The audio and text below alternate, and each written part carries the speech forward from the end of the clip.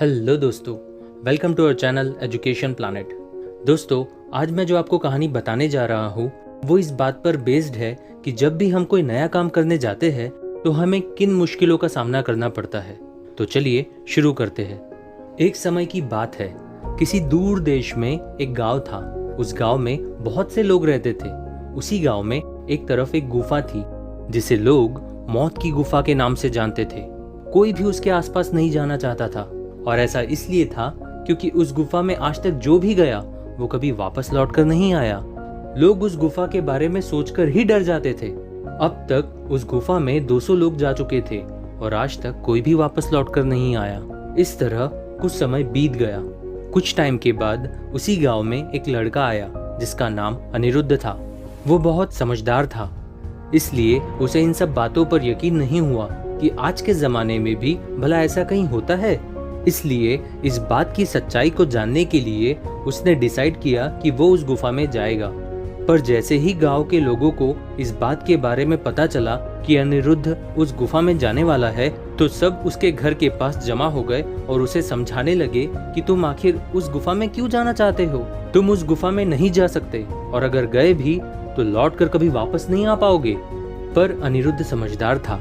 वो जानता था कि वो क्या कर रहा है, और उसने अपने मन में उस गुफा में जाने का ठान लिया था। और उसने उन सब लोगों की बातों को नहीं सुना और अगले दिन सुबह उस गुफा में जाने का डिसीजन लिया। दूसरे दिन सुबह वो उठा, उस गुफा में जाने की तैयारी की और उस गुफा की ओर जाने लगा। रास्ते में लोगों ने उसे बहुत समझाया पर उसने किसी की एक ना सुनी। गुफा के अंदर जाते ही कुछ दूर आगे जाने के बाद बहुत अंधेरा हो गया।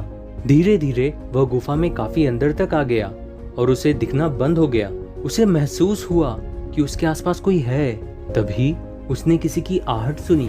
उसे लगा कि कोई उसका पीछा कर रहा है।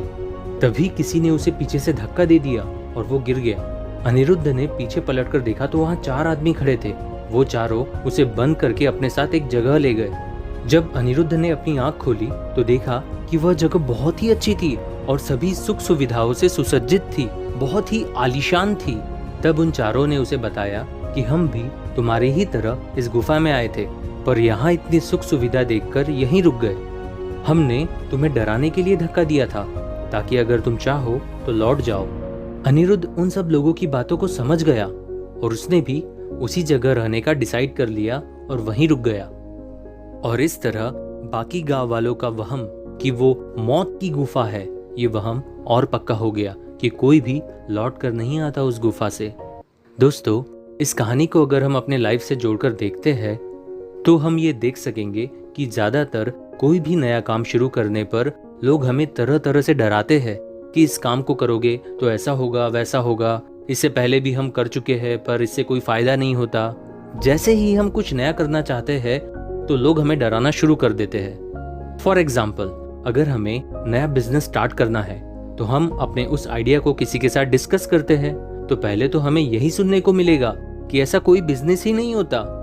तो या तो हम बाकी गांव वालों की तरह डर कर रह जाते हैं और लाइफ जैसे चल रही है वैसे ही चलते रहती है, या फिर हम अनिरुद्ध की तरह डर से जीतकर उस काम को कर लेते हैं और जिंदगी में कामयाब हो जाते हैं। फैसला हमेशा आपको ही लेना होता है क्योंकि लास्ट में जीत आपकी ही होगी।